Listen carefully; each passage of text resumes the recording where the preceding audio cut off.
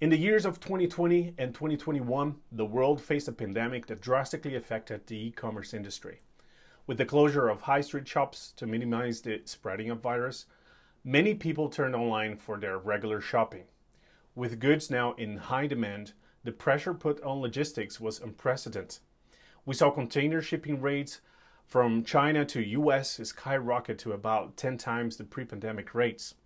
Shipping rates to Europe followed a similar trend.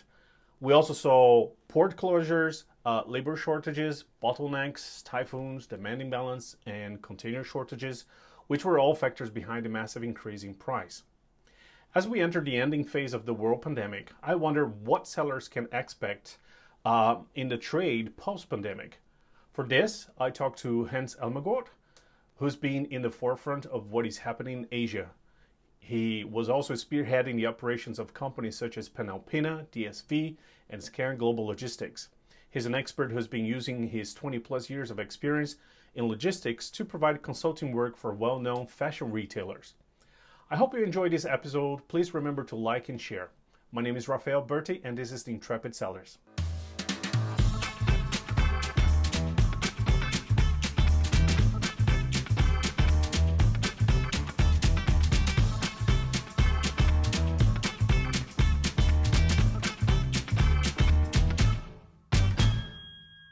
Hello, everybody. Thank you for joining in. Today, I'm going to be talking to Hans Elmegaard.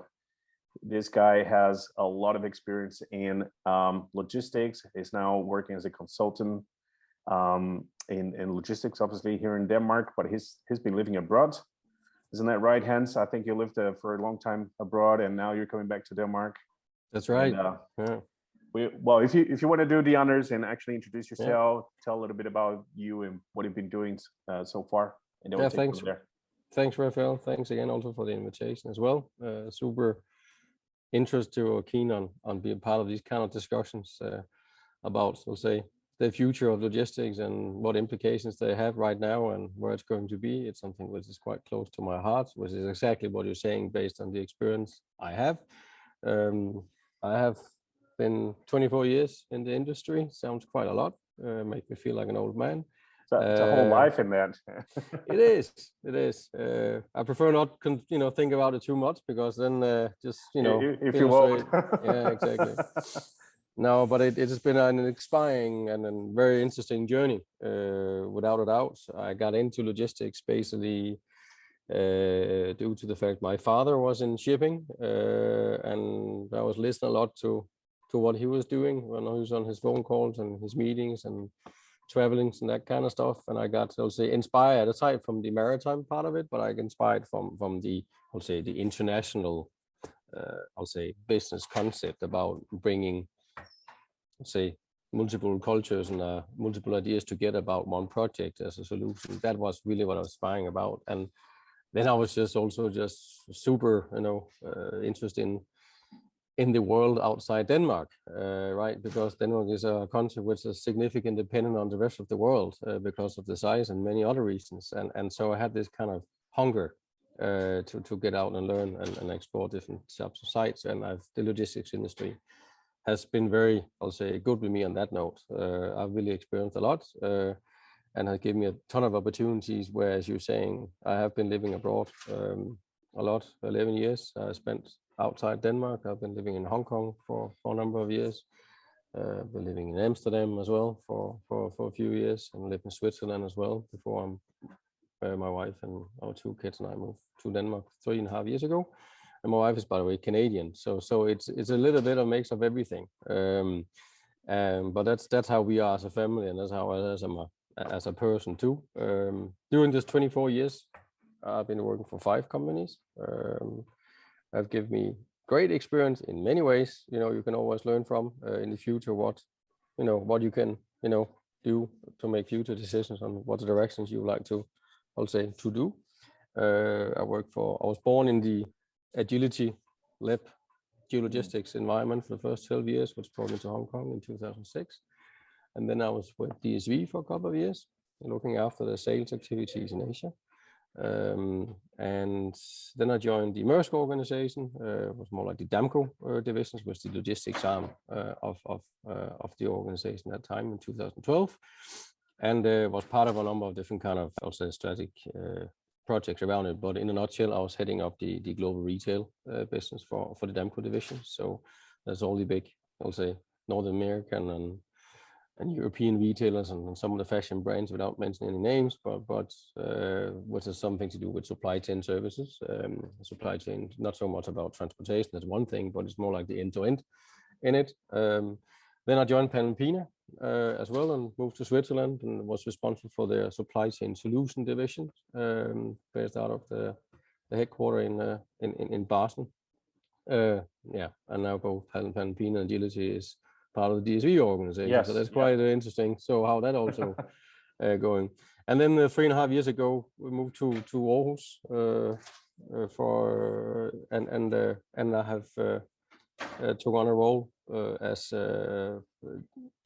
heading up the e-com directions and fulfillment and distribution activities for the organization Scan Global Logistics, which is a separate company within the company. So which focuses on warehouses and integrations and distribution and these kind of things primarily for the fashion and industry as well. Mm-hmm. Yeah, and then here 1st of January, I started as a consultant and I'm quite basically doing some consultancy work for the fashion and retail industry, but also the logistics industry. There's been a lot of changes, as you mentioned earlier, I feel, and I can imagine. Yeah. And how's it going for you with the consulting? It's exciting. It's moving away from the, I'll say, month-to-month transactional way of making money in products. Yeah. To get a bit up in the helicopter, thinking more strategic, long-term, without thinking about, I'll say, volume as such, which typical of the driving factors in logistics. Mm-hmm. But it's more like how to position yourself, and companies have really taken logistics and supply chain significantly serious over the last couple of years based on what we've been facing with COVID. Mm-hmm. It used to be quite far down in the organizations, like how important is logistics for many companies. That is completely up here on board level. Mm-hmm. They have figured out that supply chain is an enabler or commercial advantage, or it could be at least a competitive advantage for the business if they think more strategic and long-term and using supply chain differently than they used to do. So moving more from a transactional to a strategic mindset, so to say. So a lot of companies are rethinking outside the box how to position logistics and supply chain around their business based on all these trends which are going on, whether about global expansion, the booming e-com market, sustainable way of looking at the business, flexible strategies, because a lot of companies have made a strategy, in January, but realizing they have to change in June. So there's something with technology which have playing a significant, I'll say, impact on the business, and that's not only in transportation, but technology is here to come, and it is a differentiator in logistics today. I know that, and there's definitely certain companies who acknowledge that more than others, without a doubt. So it is an interesting journey to be part of, and hearing brands or retailers which existed for many years who know that if they are going to survive or want to reach those ambitions they have to think differently. And so that's kind of a transformation what's happening for many businesses. So this is a really joyful part for me to be part of at the moment. That's excellent to hear, man. I'm glad for you, and happy to hear that your journey is doing quite well. Yeah. And in that sense, that actually leads me to a question. Mm-hmm. When we talk about what is your feeling when retailers come to you to ask for your help in terms of logistics?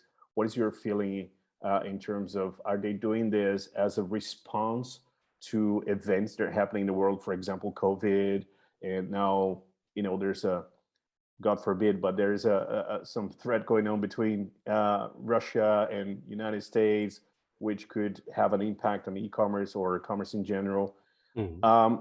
So do you see that people are coming to you to look into sort out their logistics more as a response to events, or more as in like thinking or preparing for the future, for future growth? I would consider if they go a little bit hand in hand. There's no doubt they are coming to me because there's a need for it now, or where there wasn't really necessary and urgent need for it before. It was something they know they had to look at. It was basically in the, in the drawer under the office desk here, but suddenly now it's on the table. Now we need to look at it, because we need to think about, where do we going to source from in the right way in the future? Do we want to be dependent on certain cultures, certain companies, certain governments? Do we want to be dependent on, even certain logistics provider and shipping lines? There's no doubt that the last year and a half, 2 years, the shipping lines and logistics LSPs or freight forwarders, had great times in terms of ocean freight rates. What does that really mean? Where do the real retailer and fashion industry, what do they feel about that? And that has definitely put a lot of questions to their head. So it definitely, from that, they're reactive to how do we deal with that in the future. The whole, experience from a consumer level, we all expect things need to have a kind of sustainable or green angle to things. Whether that's the production side, or if it's recycling, or if it's the, CO2, but we can all in logistics talk about CO2. Exactly. There are so many of these things, and that goes beyond the CO2 from A to B, right? So there's so many other aspects, or if you drive electric car versus a diesel car, right? So it goes beyond that. So there's first of all, there's a need for it. To do a change, reacting to all the stuff happening in the world at the moment, or in particular last couple of years, it's gone really, really fast. And that is being combined of, okay, how do we then position ourselves in the future based on also these changes, also creating opportunities for a lot of people and for businesses. For instance, the growth in e-commerce. Companies can reach consumers they didn't have a chance to reach in the past internationally. And how do you do that? Then you need to be smart on how consumer buying behaviors are in Brazil versus certain parts of the US, versus in Denmark, versus in Hong Kong or Australia, or now the UK with the Brexit now in force. How do you learn and understand? How do you serve them? How do you get to them? And a lot of brands have figured it out or understood that they can't do that in business as usual. They can serve those customer needs from one single, I'll say, warehouse. They can, when it comes to return, when it comes to compliance, you see a lot of, I'll say, a lot of the European companies moving into US these years, actually also the other way around.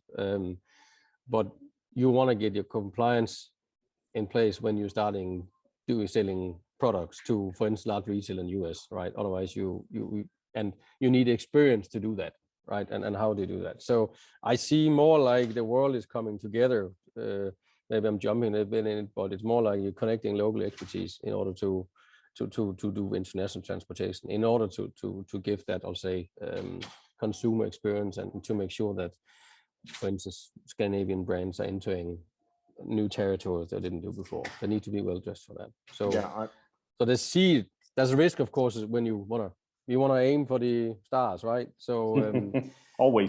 Exactly. So but there's always a risk associated with that. So it's about positioning himself for that, and also be ready if things change, right? So that's something you feel. So it's a bit of both there, Rafael. Yeah, that's very interesting. Actually, I want to go back to one thing that you said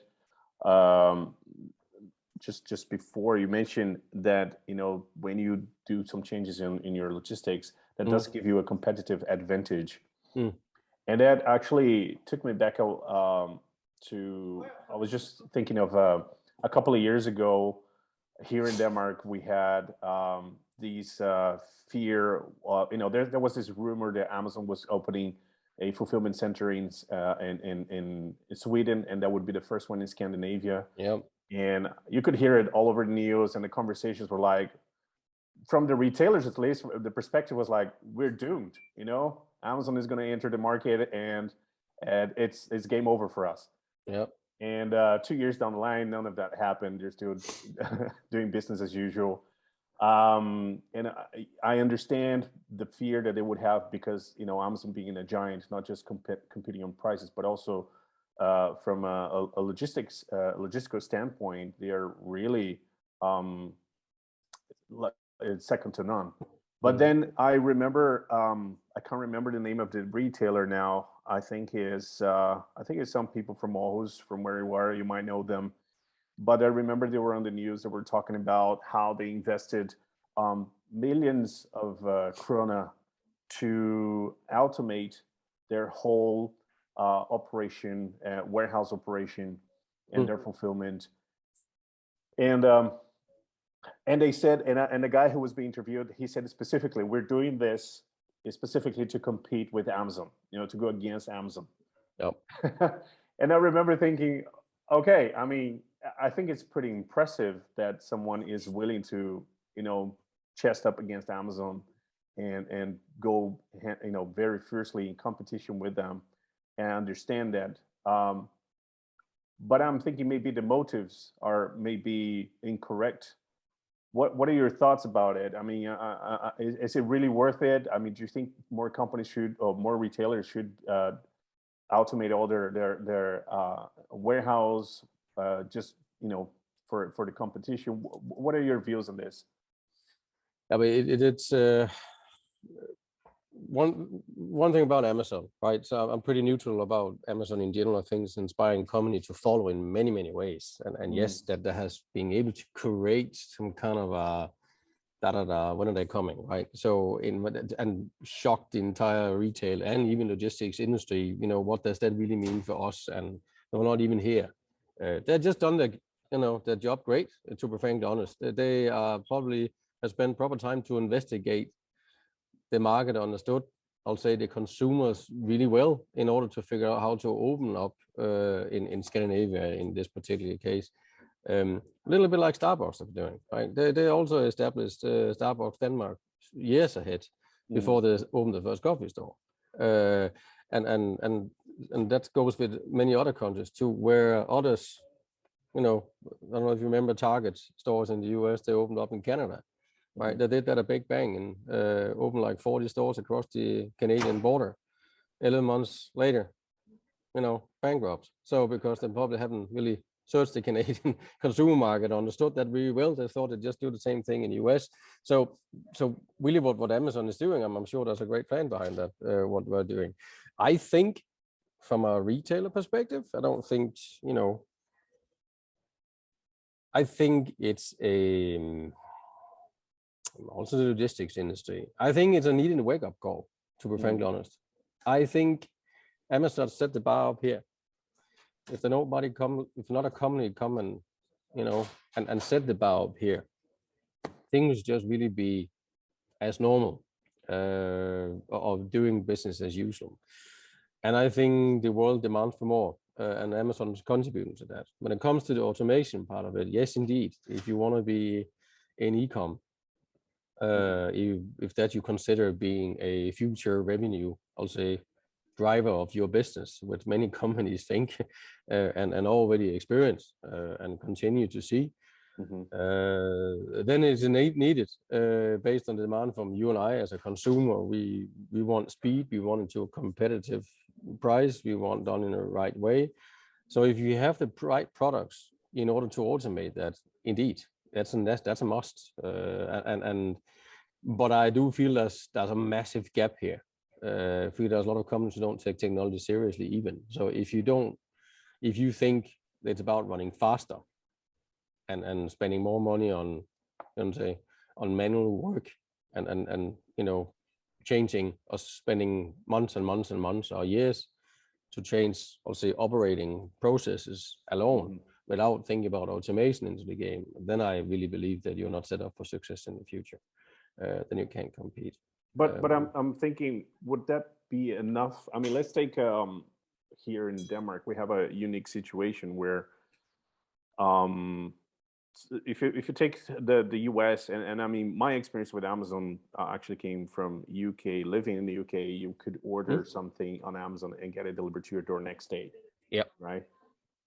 And I mean, your door, they literally come to you. Here in Denmark, we're quite used to whenever you order something online, it's delivered to a pack center, right? Yeah. Close to your home.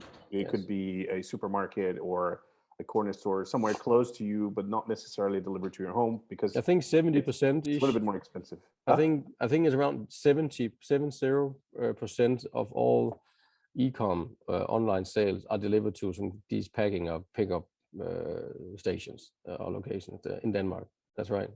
Yeah. So I'm thinking, would it be an improvement from the consumer perspective to have the package actually delivered to their homes instead of a pack house where they need to collect it? And what I mean is, because you see the retailers making such an investment on automating their whole fulfillment center, the whole warehouse. So from the order to shipping, they can do it, let's say, maybe minutes, like in half an hour, you get the order and the package is ready to go in the truck or be loaded to the van and be sent out.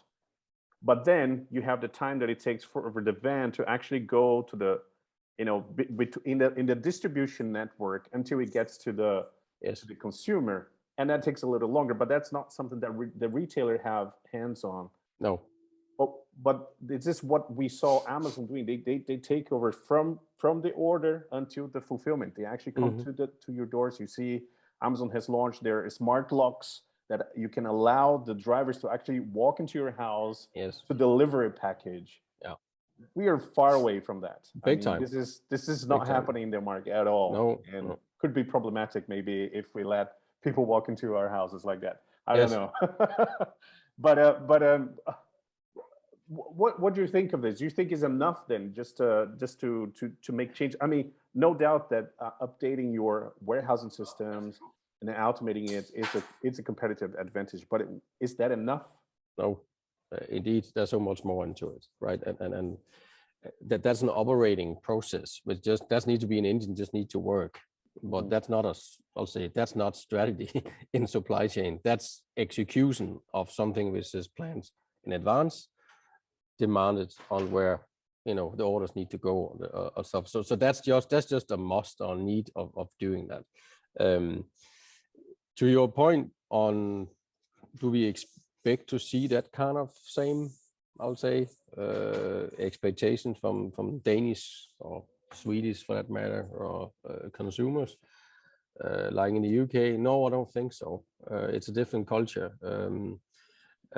We also have to remember, actually, Amazon actually started open up in UK and Germany in '98, and there's a reason why UK is the most developed e-com market in the world. And if you live in London, you expect if you order something at 10 at night that it can be delivered outside the door next morning, right? Or maybe even 2 or 3 times throughout the day.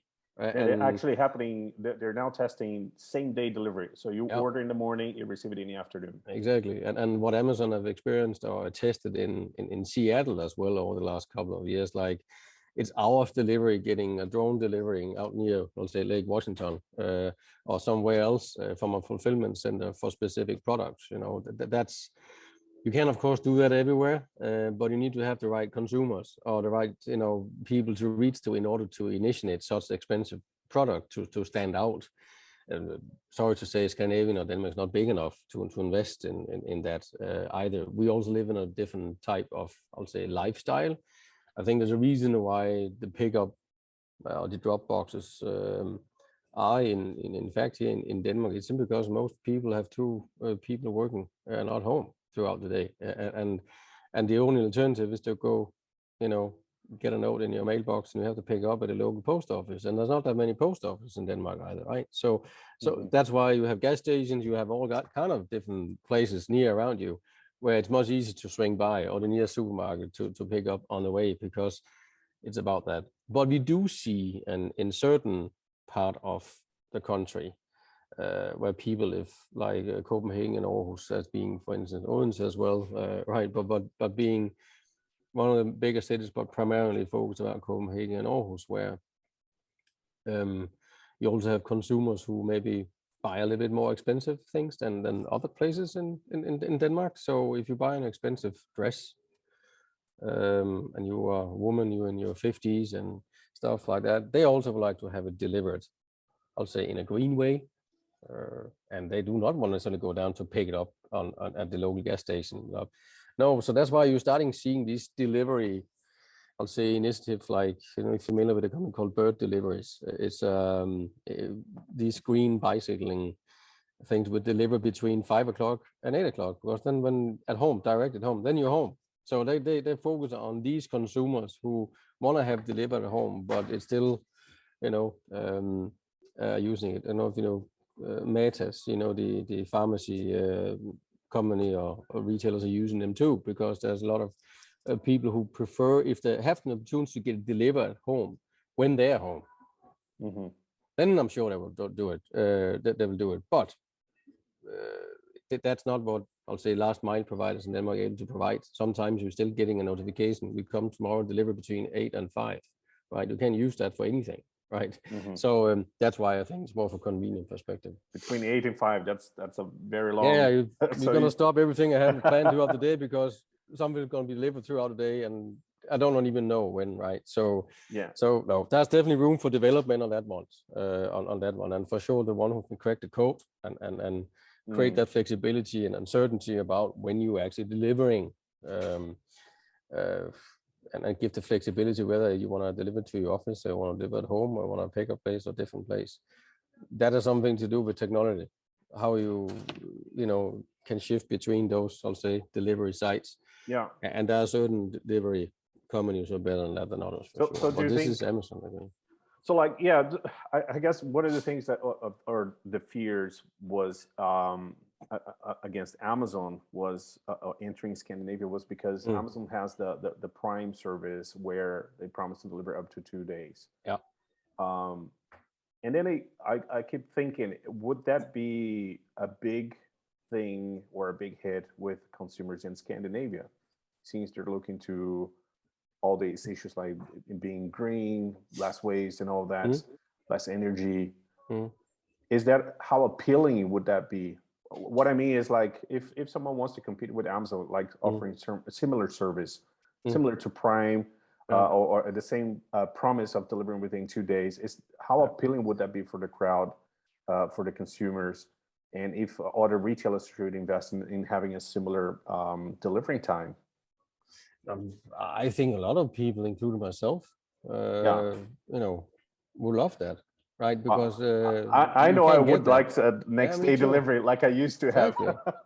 There's so many things that organization can provide you, and it's not only about, I'll say, online. They do a lot of other different things, right? So with providing the entire package for you, making things simple for you. So yeah, I do believe that there's definitely a need for it, and I think there'll be a lot of I'll say companies who's gonna face certain challenges if they are not, I'll say, they don't necessarily need to compete against Amazon. I think if you're starting saying that, then you're already admitting you're behind the bar, and then you're not proud enough and for what you're able to deliver. Why, if you always want to, if for instance, the industry I've been working for the last 24 years, there's this constant look about what the other guys are doing, right?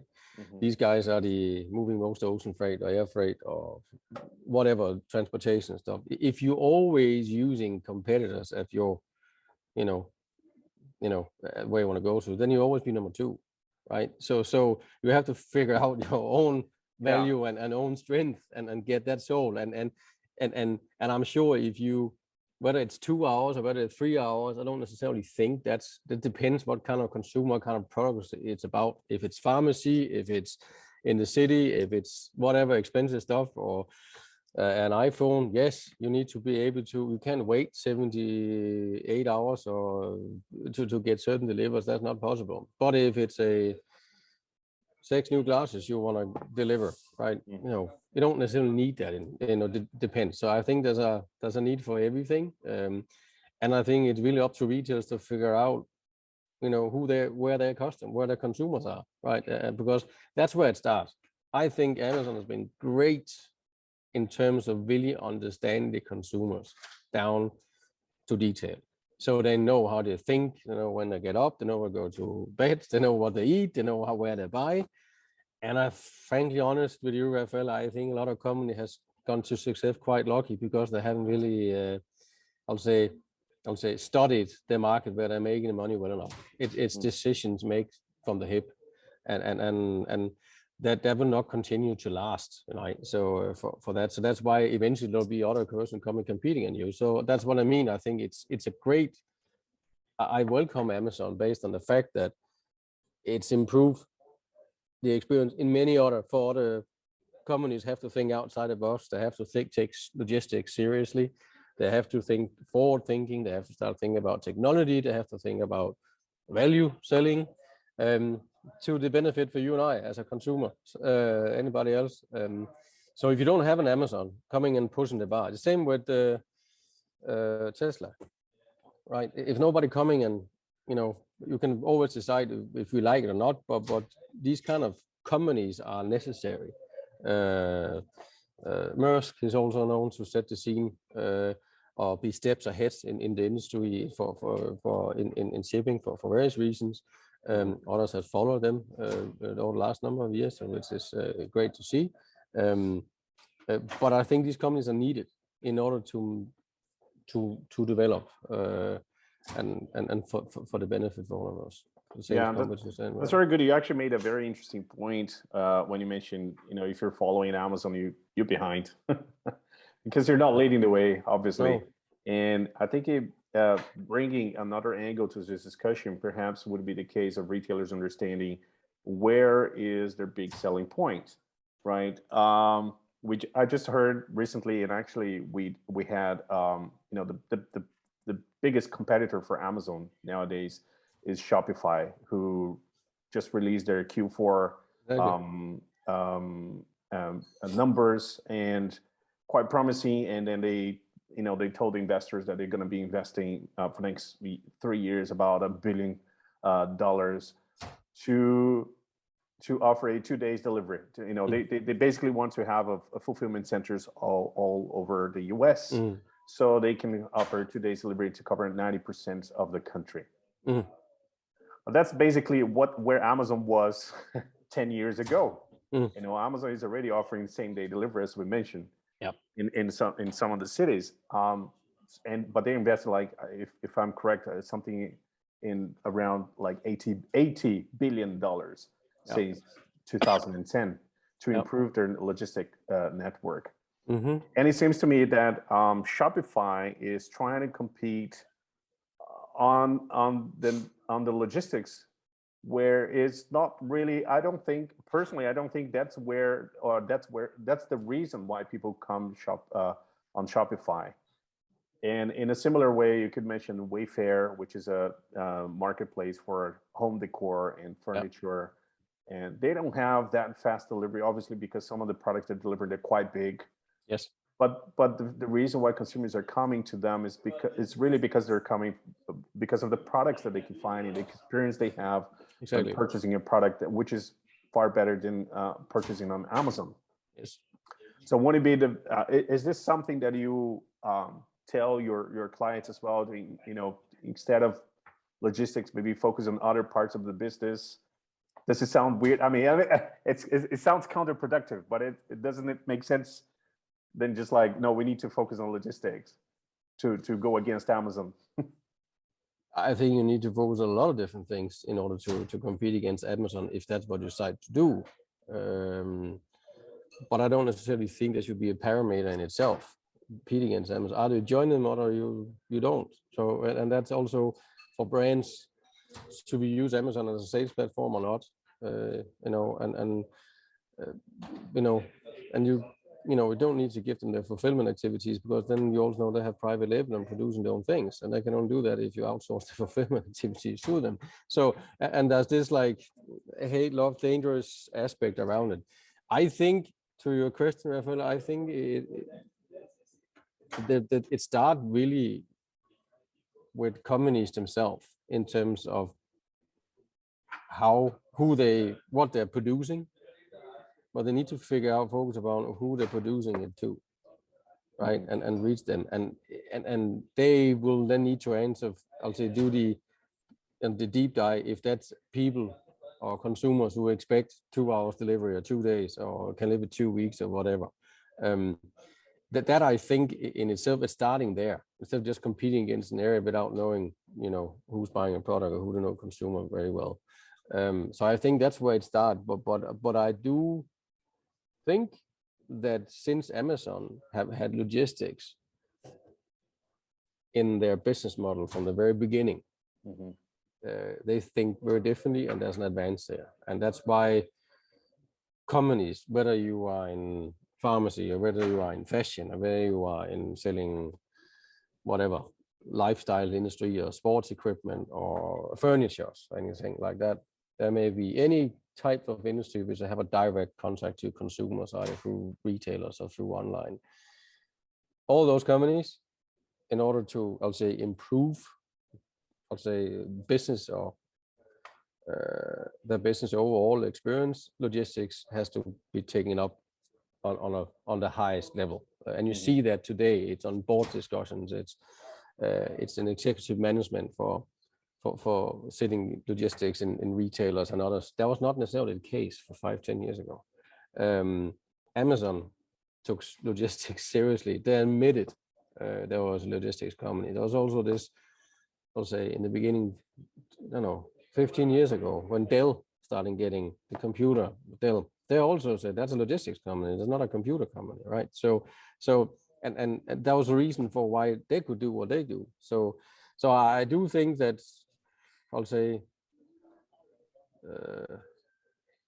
take logistics in as a competitive parameter to your business instead of seeing as a, I'll say, transactional costs and you're just annoyed with. It's a must if you want to succeed, right? It's not something you can avoid, otherwise they should do something else. If they decide to source in Asia and selling North America and Europe or vice versa, then if they decide to do that, then immediately they're going into logistics, right? Yeah. So yeah. I was actually thinking, because it brought me to memory some of the experiences I had with logistics. Yeah. I actually work for a few companies where the whole warehouse is done manually.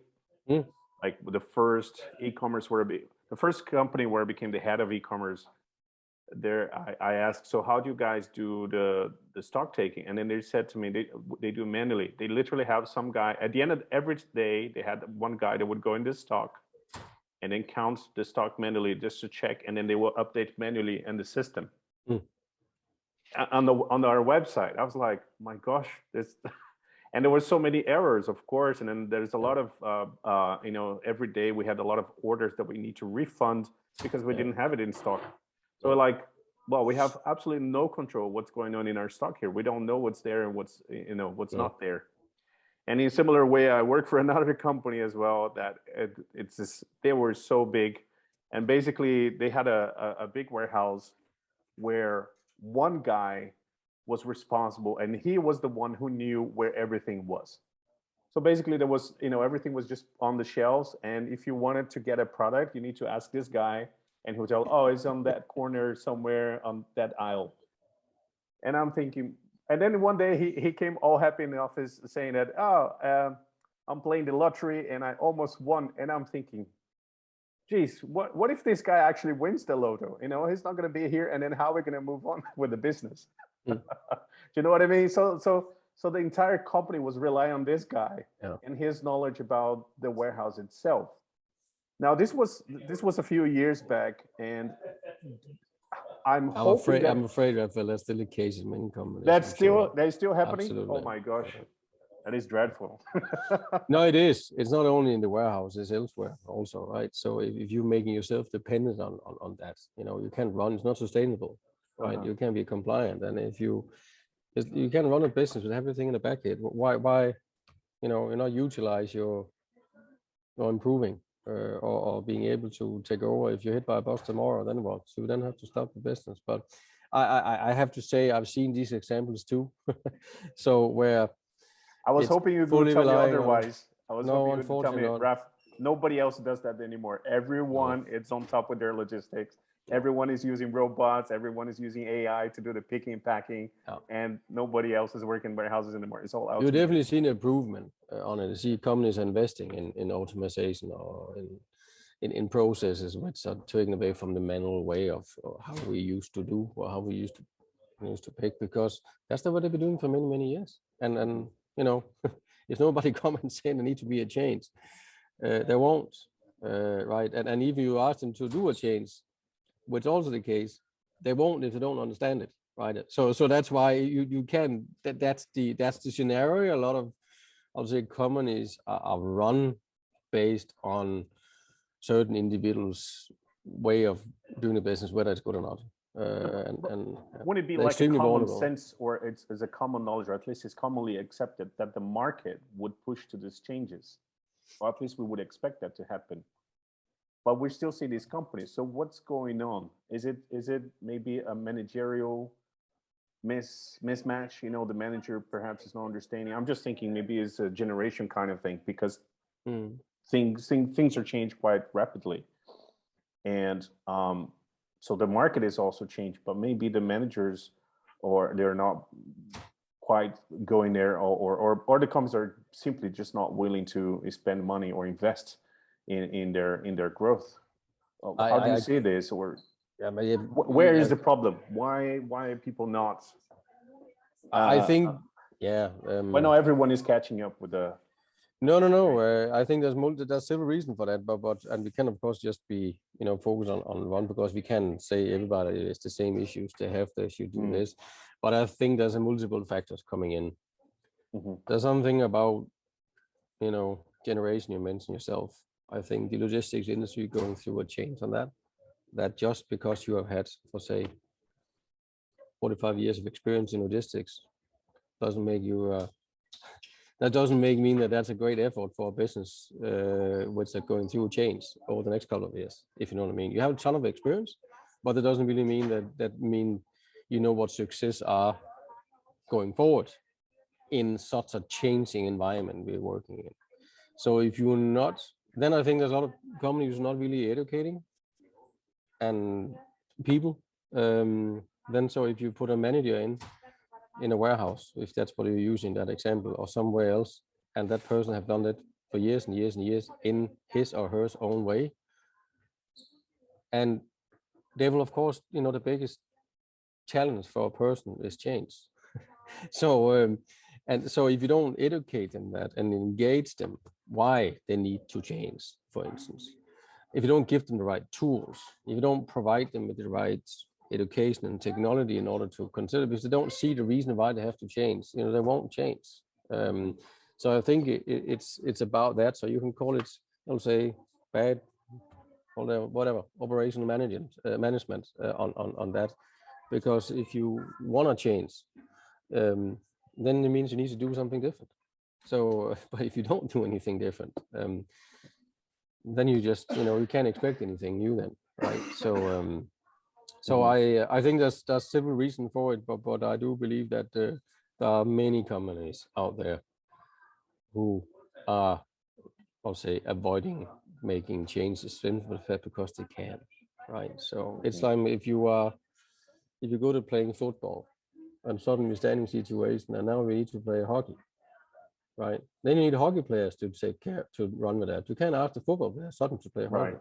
Yeah. So as well at the same time. So okay, so yeah, that makes sense. So they have the whole staff who played football their entire life, and then suddenly you demand from them that they need to play hockey. Exactly, because this is what the market is asking for, right? So that they need to rethink out about, is that everybody on the football team here who can play hockey, so we can compete in that new level? Probably not. So or yeah, that it's quite simple, but when you say it like that, but it is the facts. Change is healthy, if you ask me. It make us grow, and I think we all here to learn. As long as we on this planet, that's something I'll say value and get me up in the morning. But I'm not so sure that everybody think they're super great. I think there's a lot of people out there think they know best, and they're their own biggest enemy. In particular, if they're running a business or whatever type of business or sort of business or part of business or division or whatever it is, because then they're not up for change. So that I think is a massive danger for many companies in different industries in general. Yeah, I guess the motto, you know, the survival of the fittest, it fits well in here. Yeah, and exactly. I guess when we have major events such as we have the pandemic, affecting everyone. Yeah. That demanded for changes and demanded for adaptation, at least Yes. on how things are run within the company and within the corporations. Yeah. And in that note, I wonder if if you we had the pandemic that also put pressure not just in companies and retailers, but also the whole supply chain. It started with the actual logistic players, right? Mm-hmm. And I think we had this discussion previously as well, where we talk about, and you yourself, you worked in Hong Kong, Yeah. so you know that it's the biggest hub to ship goods all to the West. And how do you see this? I mean, are we at the end of the pandemic? And in terms of for logistic pressure, is that still going on, or is something that we can expect to you know we've seen like shipping times increase, and also the price for containers went absurdly high if you want to import Still anything is. now. Still So is. Yeah. it still is, right? Mhm. So is this something that is going to endure for a long time? What's your view on that? I think it's a good question, Raphael. I think that there will come a time after this where certain logistics companies and shipping companies will be challenged, because it has really affected many companies who are dependent on logistic services in such bad way that their logistics partner has moved from a reliable strategic partnership, moved to transaction and short term. That's a lot of companies have taken that in consideration, that we can run a business successfully being dependent on such way of unpredictable way. Like it's like if a CFO, the last thing you like is I'll say bad surprises, right? So and if you run a business, you want to be reliable. We rather need to know that they just to take the ocean freight rate without going into details. You rather know it's going to cost 2,000 or 5,000 in a certain period of time, so you can plan your business, production, supply chain, entire business based on that. You know that. But if it goes up and down, and on by the way, not reliable either, delivering on time, which is agreed, and there's apparently the contracts a lot of companies are dependent on are worth nothing. They can just change direction from 1 minute to another one. That have of course put a lot of companies, in particular big ones, in danger, or saying, okay, what's going on here? And I think there are things happening out in the markets there that there are some of these companies who don't want to be dependent of that type of, I'll say, you're not going to even calling it a partnership, of that kind of behavior through the logistics suppliers. So I think that it has been a great, I'll say, financially period of time, very stressful for the logistics and shipping industry, big time, for many who really have been benefiting from what's going on. But it also been a big challenge for many who haven't. And it's been really great for those companies who thought ahead, who were prepared for something like better prepared, addressed for something like COVID than others. Then you really see then the ones who has been innovative and thinking 2 steps ahead. But I have to say that despite I love the logistics quite a lot, I'm not necessarily associated innovation as much with logistics, not in least in the same sentence, right? So, but here you're starting seeing, that was to your earlier point, there's been a need to do a change, and that's the reason why logistics companies are doing a change. But I think we are going into a period of time where logistics companies and shipping companies need to be better, I'll say, on the forefront in terms of future way of preparing unexpected things on the planet, whether that's a war between one country and another one that came as a surprise. I think for many that can happen. What's happening right now in Russia and Ukraine right now, right? This is longer. This is not how there used to be other things, right?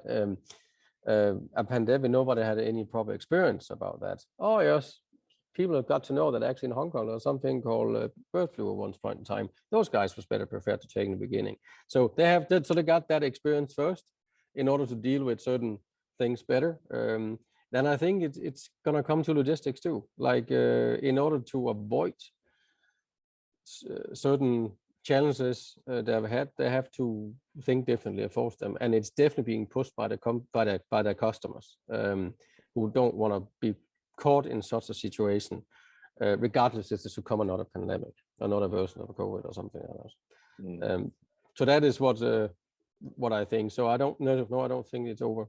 I hope the pandemic, of course, is coming to an end in this particular case, but there'll be so many other things. Can you name or pinpoint one of these changes in the logistics that are happening, or that you see they're happening? Maybe you know a case that you maybe could share with us.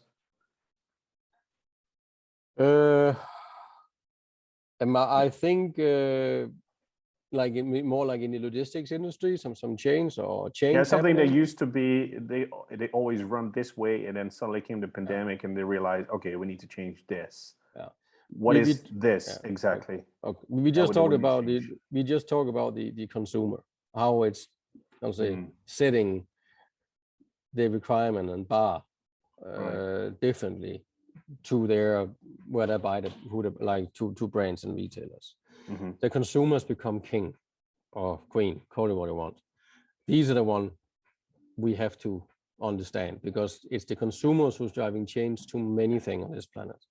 And even though the logistics companies comes into kind of a second tier because they want to serve their retailers, or but retailers are coming to logistics companies and ask them to support that change happening by the consumers. So I think what's happening at the moment, or has happening for a while, is that the logistics industry has always been, I'll say, measure success based on volume, based on number of TEUs and tons of air freight and pallets and that kind of stuff, turnover, number of people, how many offices, that kind of stuff. That's not going to be a differentiator in the future. That has not, the consumer don't really care about that, right? They want value. They want to be understood. So this thing about being the biggest is not the best. That I think is disappearing.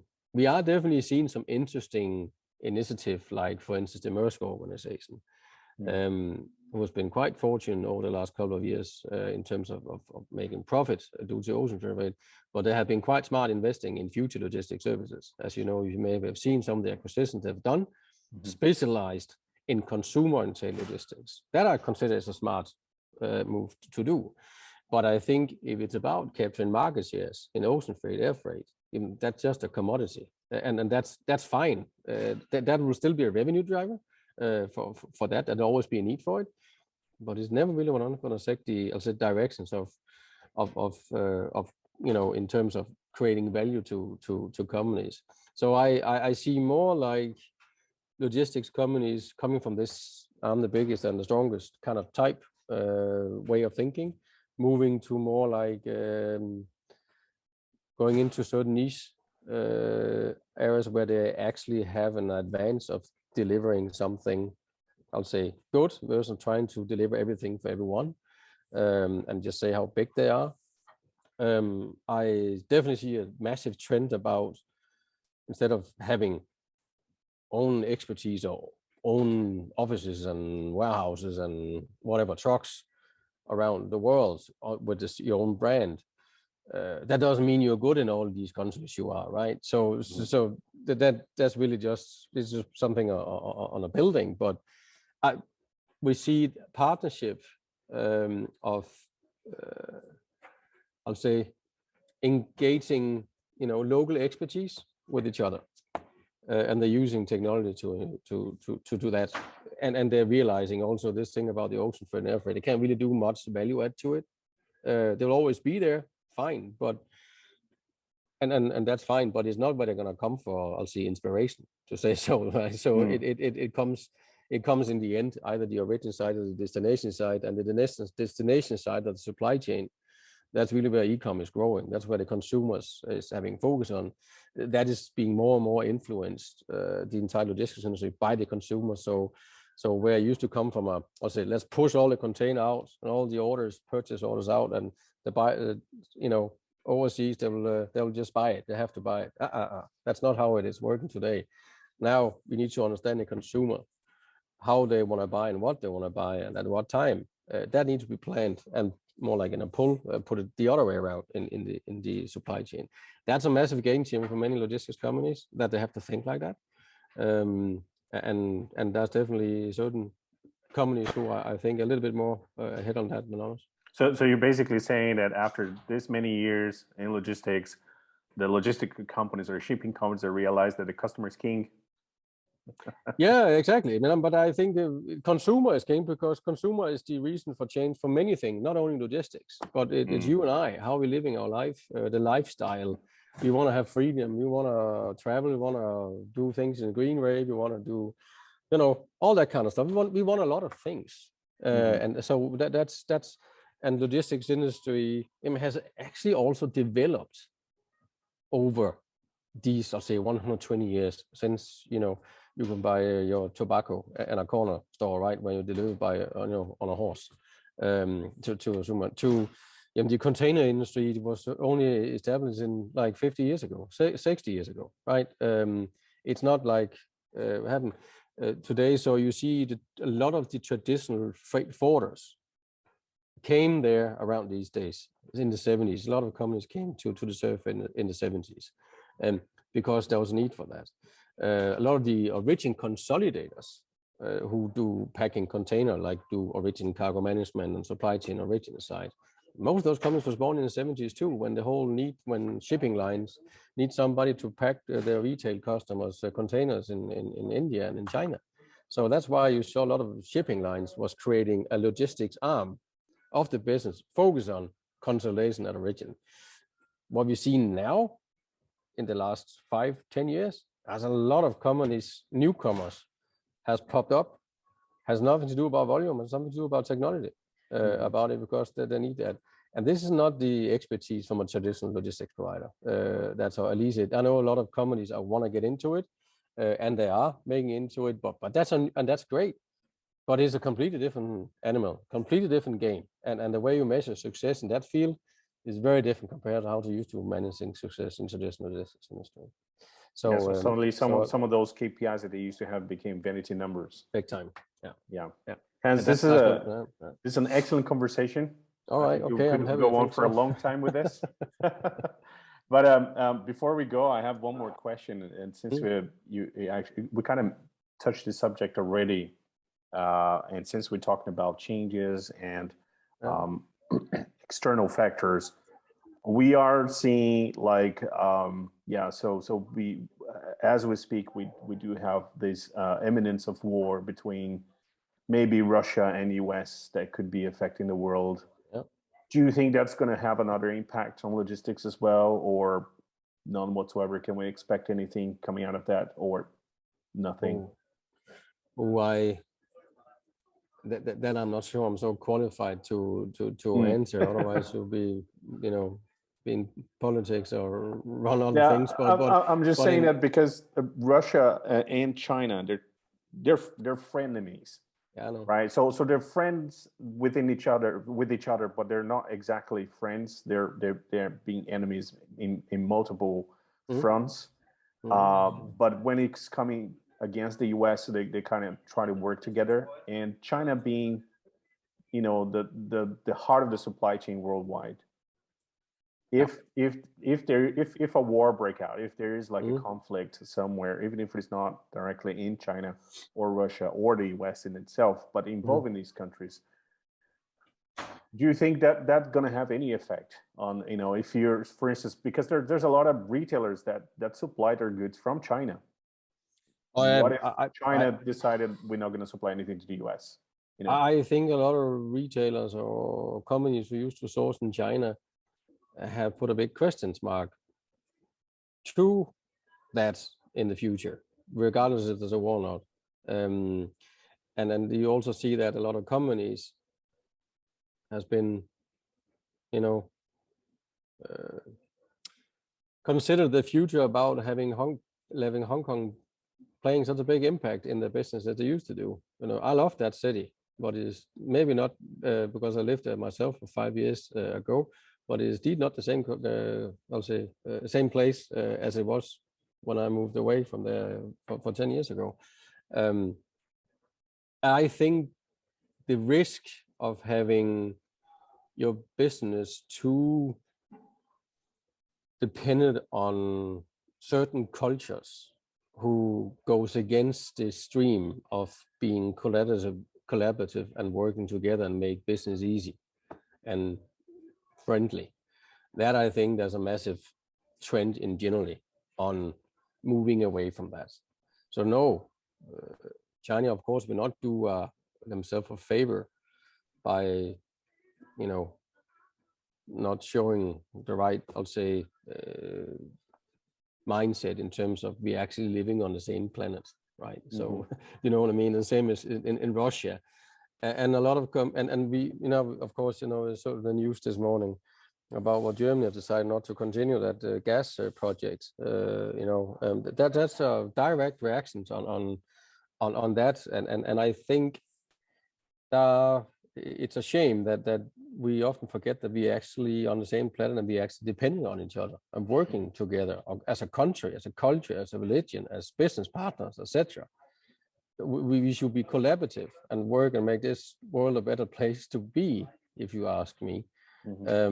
Regardless of what nationality or what, you know, skin color you have and who you believe in, or if you don't believe in anything. And that's the fact.